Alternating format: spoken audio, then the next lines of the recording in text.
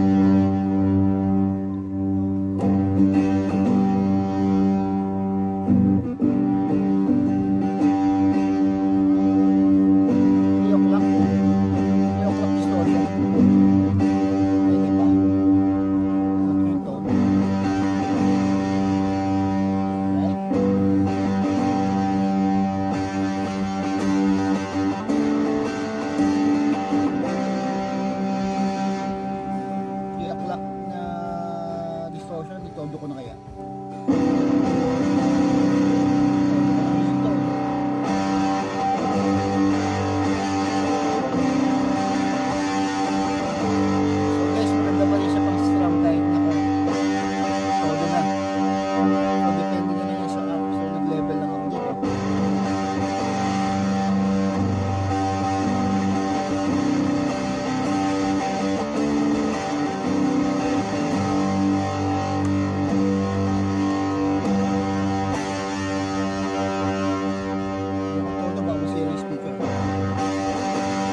Ang ganda niya. So let's go sa solo. Pag magso-solo tayo, right? Start tayo from the walang galaw na tone ng distortion.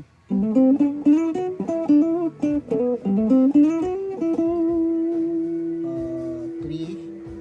na tone.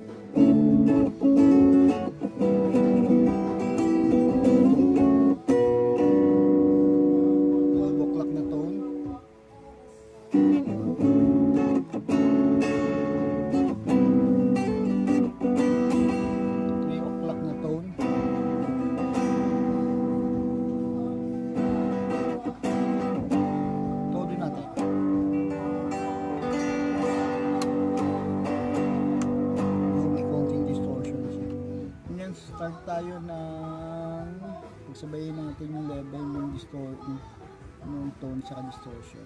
Para yung 3.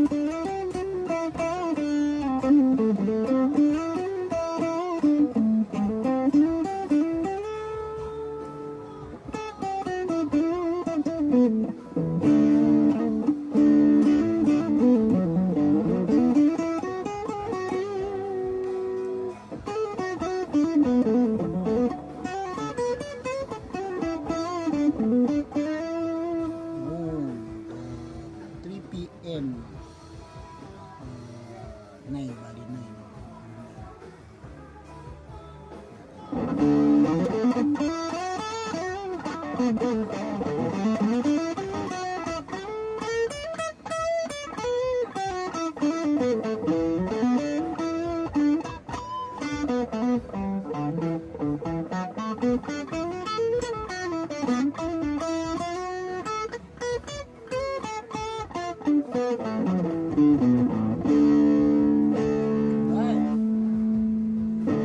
na natin. Todo yung distortion, todo ito. Adib.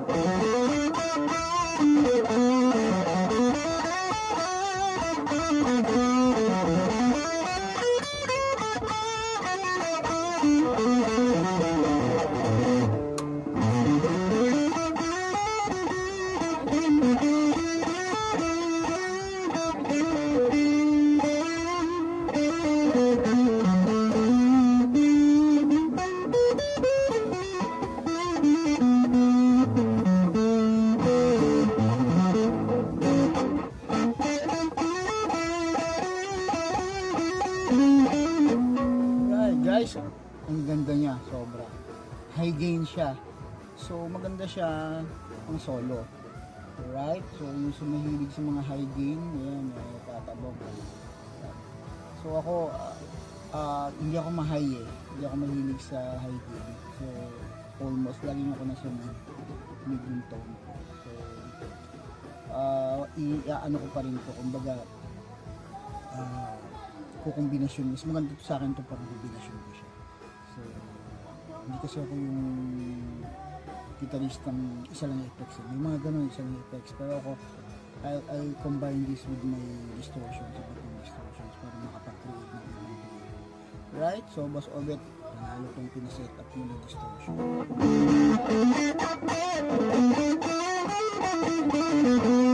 Tak yan, wala pa tayong delay.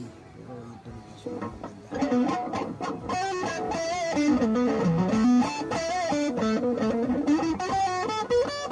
sulit yung pagkakakarga ng distortion. Pero it reminds me of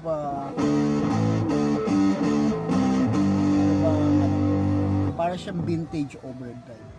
Para siyang vintage overdrive.